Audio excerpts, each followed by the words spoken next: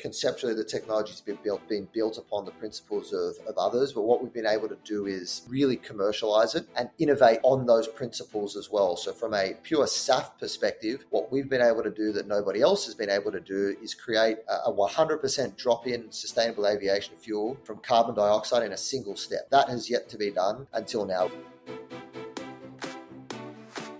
Welcome to Sustainability in the Air, the world's first podcast dedicated to sustainable aviation.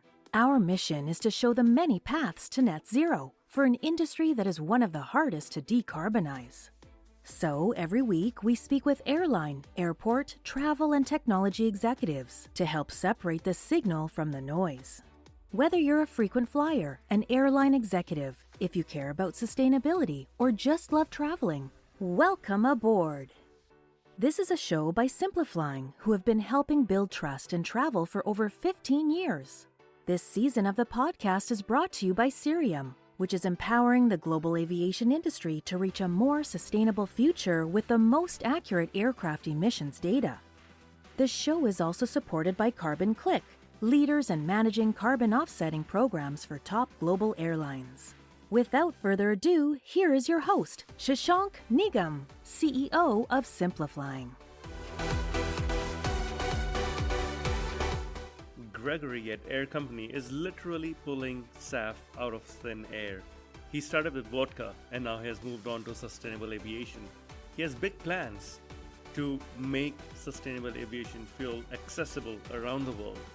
And I'm sure you will enjoy learning and hearing his story.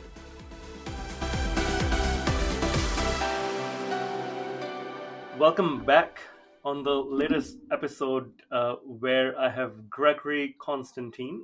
Gregory, you're the CEO of the Air Company. And just for the airline listeners on this show, is not an airline, but this is a company that sucks carbon out of thin air. And I think you became well known in a couple of years ago for making vodka out of thin air. Now you're making sustainable aviation fuel out of thin air, and you're in Aussie in Brooklyn. There are so many threads here that I want to dive into. Welcome to the show. Thanks for having me. Appreciate it. So let's start with the Australia to Brooklyn story. How did you end up in Brooklyn? So I grew up in Australia. I'm from Sydney, Australia, and almost a decade ago now, I ventured over to the US, and I landed, and I was in New York, and I was in New York for almost a year, and I eventually landed a job at a company called Diageo, which is one of the biggest beverage manufacturers in the world. And it was there where I met. Whilst I was there, I met my now business partner, and we ended up coming together to start Air Company. That's fantastic. So you met your co-founder and you decided to make vodka by capturing carbon from the air. Why would you do that? Yeah, so we were always focused on making the alcohols and fuels that come out of our technology, and we decided to applicate one of the alcohols that we make, which is ethanol, into the consumer industries to begin with, and monetize our research and development on a pathway towards true scale, right? Really large quantities and lower costs. So that was the business plan, right? How can we use our early stage of technology when our volumes are relatively low and our cost is relatively high, on a pathway towards some of these really large industries, obviously aviation as well, where the outputs needed a massive, and the cost needed to be very, very low. And did you always have these larger industries like SAF for airlines in mind, or did you say, let's just try this vodka thing out, see if it works out? Yeah, we'd always had these large industrial markets in mind. They were always, the time horizon on them, we thought was going to be a little bit longer than what we're at now. But we've had some incredible innovation on technology. We've had a lot of tailwinds from legislation, and obviously, the airline, or not only the airline industry, but a number of industries have moved at a much higher pace to allow us to enter them sooner. So. We focused our early stage of our business on making sure that we can create the technology and make it work first and foremost, and that was always the focal point. And hopefully making revenue along the pathway towards that scale, which our vodka and our fragrances do for us. Now, for those who are unfamiliar, what does Air Company do? How does carbon capture work technically? Maybe we can have a 101. Absolutely, for sure. So Air Company takes captured carbon dioxide, and we're source agnostic on our source of carbon dioxide. So we can take CO2 from anywhere. However, in the US, we get a lot of our CO2 from traditional fermentation, so traditional ethanol plants and their emissions. We take that carbon dioxide and capture it before it's emitted into the atmosphere. We combine the carbon dioxide with hydrogen, and the hydrogen we create ourselves as well in our facilities. And it's all run on renewable power. So right now we run on a mixture of solar and wind. And when we combine the carbon dioxide and the hydrogen together inside our reactors, the reaction that's caused creates a mixture of alcohols, paraffins and aromatics and water together, and then we obviously separate out the mixture, and then we applicate those to the industries that we're in now. This is very fascinating. Has this technology existed for a long time, or is this something you're completely doing from scratch? The principles of the technology have existed for sure, and conceptually the technology has been built upon the principles of others. But what we've been able to do is really commercialize it and innovate on those principles as well. So from a pure SAF perspective, what we've been able to do that nobody else has been able to do is create a 100% drop-in sustainable aviation fuel from carbon dioxide in a single step. That has yet to be done until now, which is what we've been able to do. So what that means is by doing it in a single step process, right? Carbon dioxide and hydrogen in and sustainable aviation fuel out, we're far more cost effective because we're far more efficient. And we have the ability to produce a 100% drop in fuel. So a fuel that does not need blending as long as regulatory allows it to. Of course, you recently did some tests with the US Air Force on this, isn't it? That's exactly correct. Yes, about 6 months to a year ago, we won a contract from the U.S. Air Force, and part of that contract was to supply them with fuel, which we did, and we flew the first ever test flight that ran on our 100% air-made sustainable aviation fuel. We didn't have any blending whatsoever. Now, tell me, I'm just going back to the earlier point you were making. Why is it that others are not able to do what you're doing? We've made some pretty significant innovations from a technology perspective. So we have a lot of IP around our reactors, around our systems, and around our catalyst. And that's a lot of the innovation that's happened is in and around the technological aspects of our technology. Right. Okay, that makes sense. So it is an intellectual property then, that Yep. you're developing here as well. In addition to, of course, the U.S. Air Force, you've now got orders from large airlines, JetBlue and Virgin Atlantic. Tell us a little about those and how you're working with some of these airlines. Yeah, it's been great to work alongside some of the airlines that you mentioned, right? JetBlue, who their technology ventures is also an investor of ours as well. Along with a startup company called Boom Supersonic that are working on innovative new engines and planes, as well as the likes of Virgin Atlantic and others. And we're working with some of these large commercial airlines on the ability to fuel their planes in the future and have them fly on our air-made sustainable aviation fuel. Right. Now, you mentioned Boom. I did not. I had Blake Scholl on this show last season. We had a great chat. The reality is a Boom flight requires way more SAF than a Virgin Atlantic flight across the Atlantic Ocean from London to New York, for example. But there's only that much SAF to go around, especially today. Sure. And even more so in 10 years. How do we meet this supply challenge? Yeah, great question.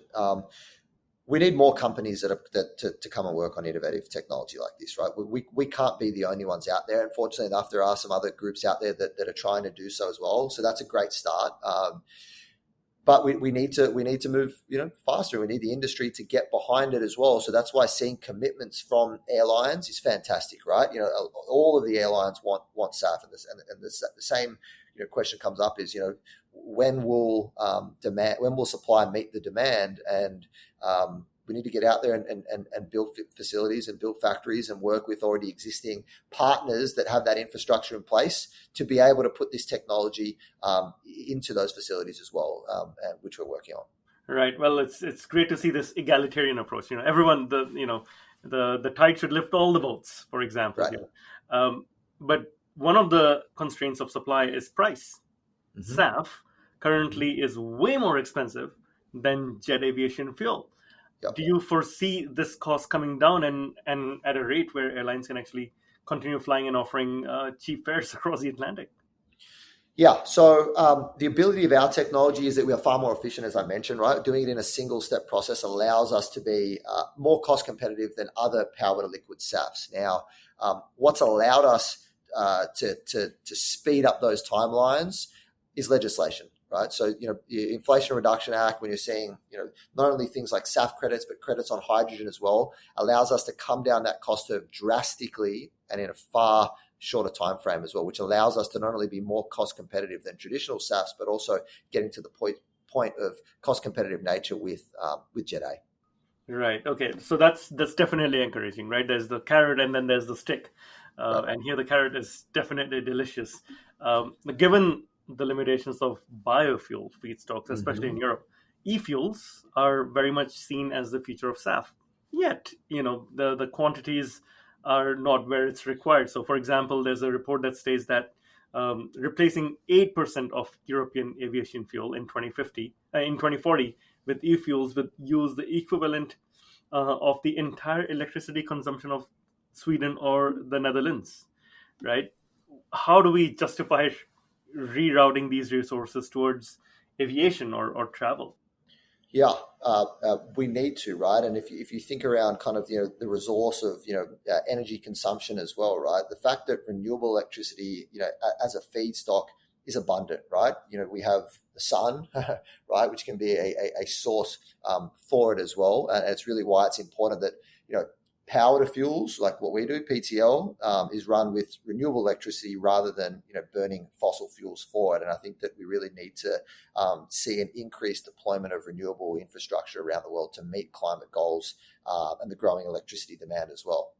Right, but it's still expensive, right? If e-fuels are expensive right now. Yeah, they are right now, and as with any innovative new technology, there's going to be a cost challenge that you need to come down. Right, solar power on residential homes is now cost competitive. It was originally made to put into outer space for NASA, right, where it was not cost competitive. So you need market dynamics to pull you in the right way. You need legislative changes, and you need innovation and the learning curve of that innovation. Yeah, that's a very good example how solar panels were developed for satellites by NASA to power these satellites. Now, you mentioned, of course, increasing supply and going up. Mm-hmm. How much supply do you think you yourself can produce and deliver by 2030, and how do you intend to scale up from there? Yeah, so we're in the process right now of building out our next two facilities that are going to be, essentially world-scale production facilities. So we anticipate both of those facilities going live before 2030. So when you think of power to liquids fuels always being thought of as a post-2035 thing, right? To be able to have two facilities owned and operated by us, potentially being live inside this decade, that's a massive win. And then the goal from our business is to see the technology applied into as many areas as possible, but especially from a sustainable aviation fuel perspective. So going out and working with big business to understand how we can integrate our technology into their already existing infrastructure, so that we can help be a part of meeting some of this demand. Right. Now, of course, you've signed a few deals with airlines we mentioned earlier. How soon do you think airlines will be taking off with your SAF on board? The goal is inside this decade for sure, right? And we're very, very hopeful of that. Not from a 100% drop in, given that we need regulatory hurdles to come down, but for the blending limits that are in place now, definitely inside this decade. Right, and I know both the U.S. Air Force as well as recently RAF in the UK conducted 100% flights, 100% SAF flights recently. So that's definitely encouraging. Yep. Let's turn back to vodka and perfume. These are both products offered by airlines and airports. You mentioned Diageo, your former employer, in retail outlets as well as in-flight duty free. Are you considering having airlines offer your air-made vodka on board or sell your perfume in duty-free at the airport? Absolutely. Absolutely. Yeah, of course. Wouldn't it be great to step on a flight in the future that is not only powered by air-made sustainable aviation fuel, but you can enjoy an air vodka martini on there as well. Yes, you're reminding me of who's it? Ryan Reynolds.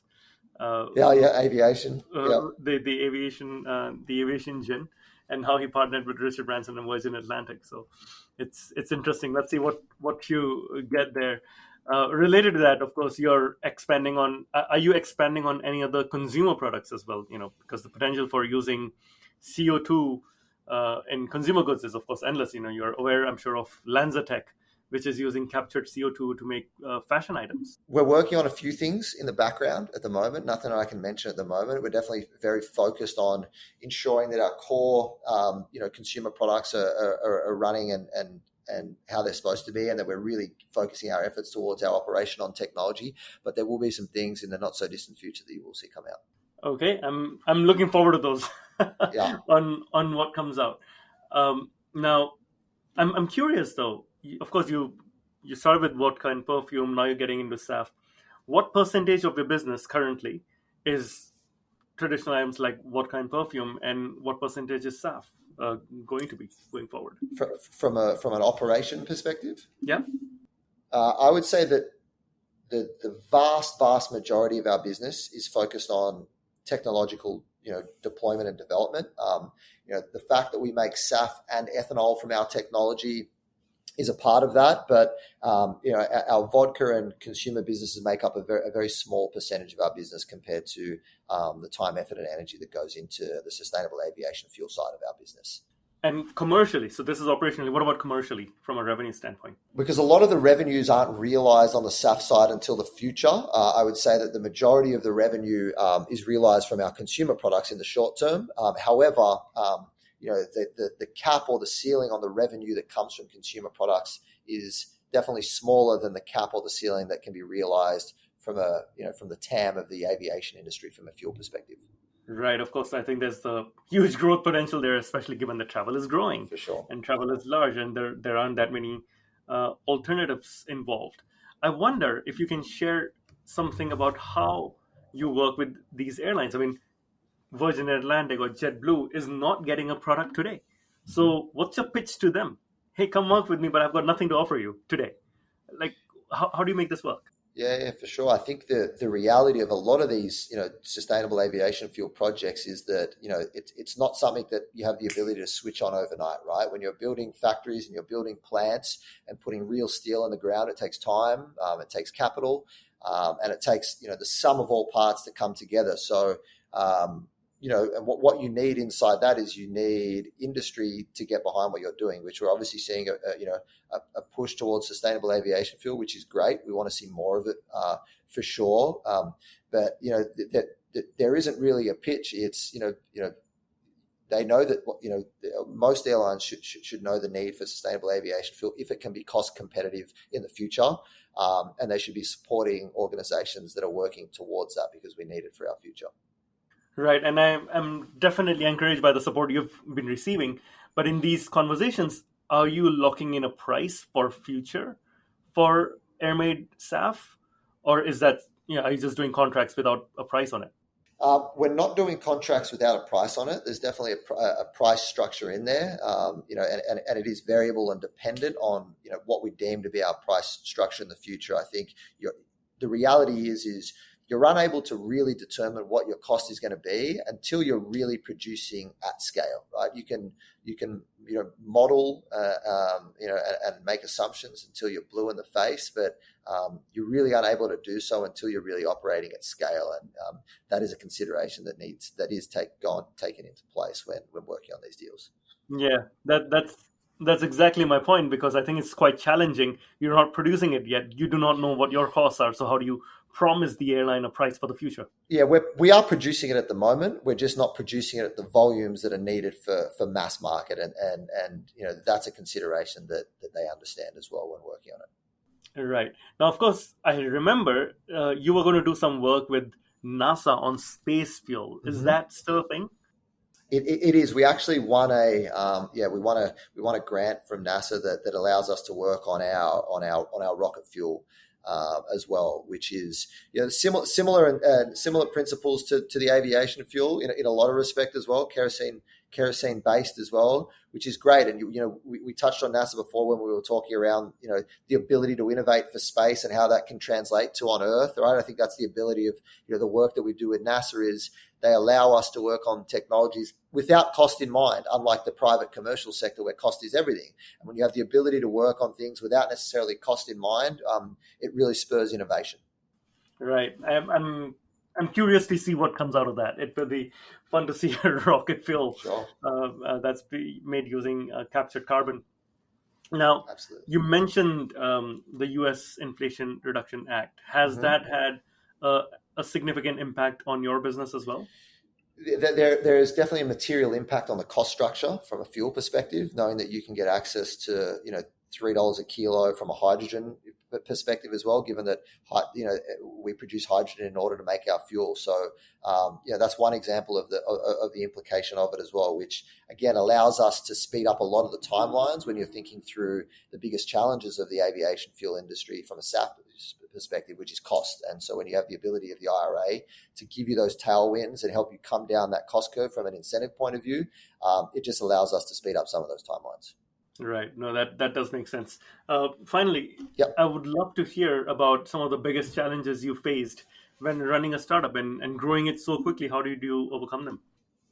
A lot of challenges, a lot of blood, sweat, literal blood, sweat, and tears have gone into the projects that we're getting off the ground now. And I think that, what comes with the plethora of challenges of growing and running a startup, is a lot of learnings as well. And there's a lot of kind of beauty in it. I think that, just being persistent and having the ability to continually kind of push through those challenges is what allows folks to have a small, moderate, or high level of success as well. And we have an incredible team that kind of gets us through a lot of those challenges as well. So we couldn't do it without them.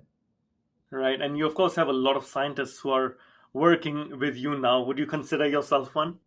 No, I wouldn't consider myself a scientist. I'm hopefully getting a little bit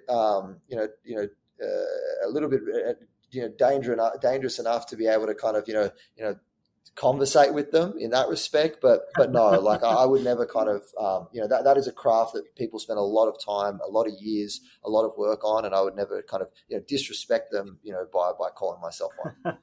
Well, hang out with them long enough and perhaps one day. Yeah, for sure. Now, which airlines do you think are doing a good job towards getting towards a net zero target? That's a great question. There are a lot. Obviously, I'll mention our partners. They're partners of our business as well, and give them that plug. But I think that what we're seeing from an airline perspective, in the US and in Europe as well, because of legislation and legislative changes, is obviously helping drive a lot of that sentiment, as well as the consumer sentiment of folks, wanting airlines to kind of go green in that respect.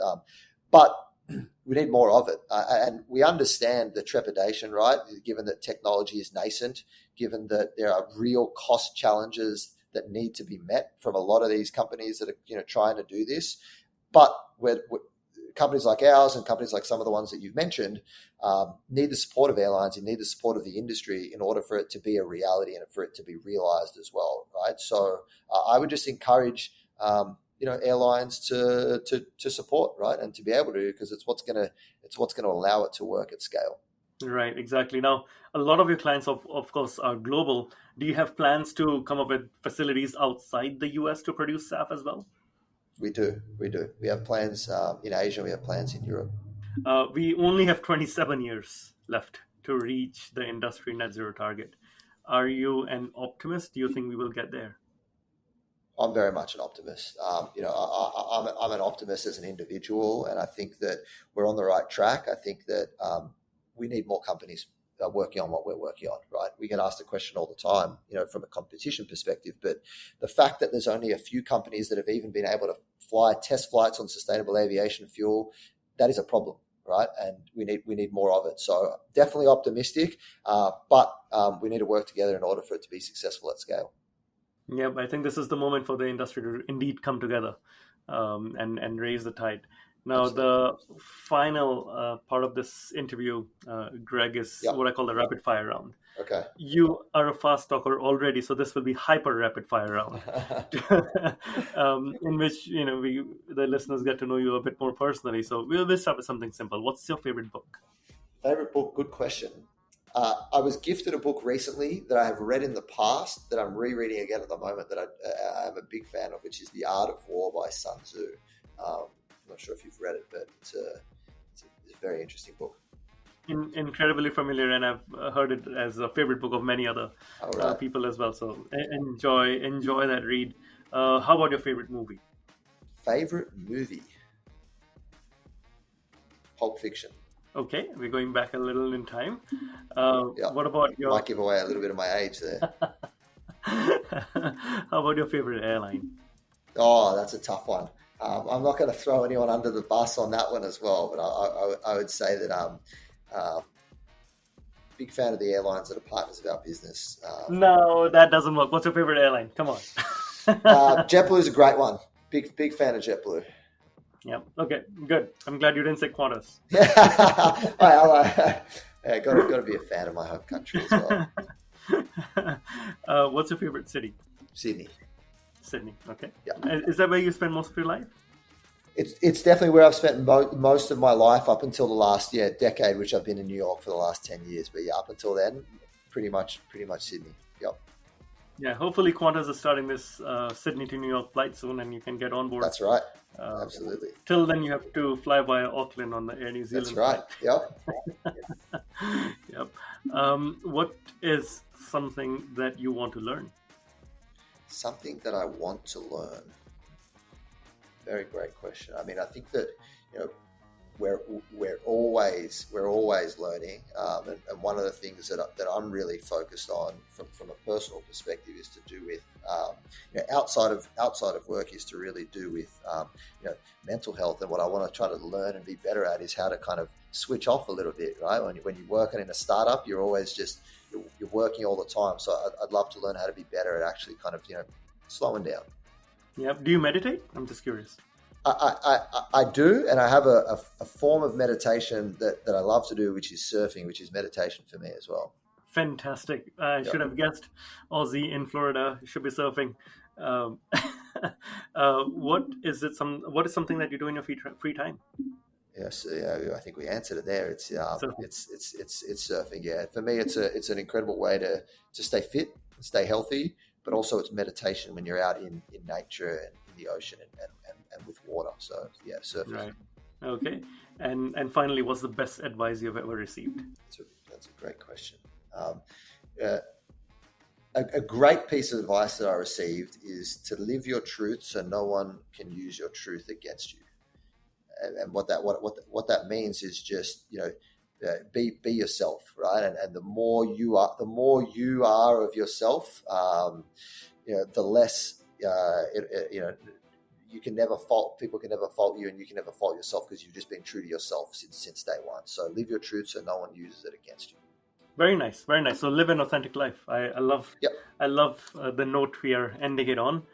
Greg, very exciting work you're doing. Thank you so much for the insights, and I truly wish you all the best. Likewise, and I didn't get a chance, but I love your backgrounds as well. You've got the aviation side, you've got it's great, it's fantastic. I like it, and the pin on the shirt. Nice thank you. Awesome. I used to say I've got jet fuel in my veins, but now I have to say I've got sap in my veins. There you go.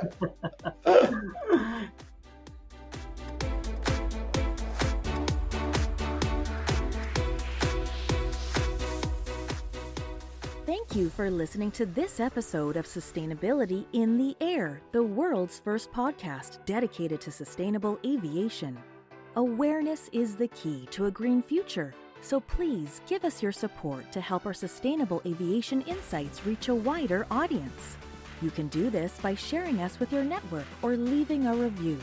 For more information on how aircraft emissions data can help you reach your sustainability goals, visit Cirium from the link in the show notes. You can start a conversation with us at podcast@simpliflying.com. And for more content on sustainable aviation, please visit our website, simpliflying.com, and join the movement.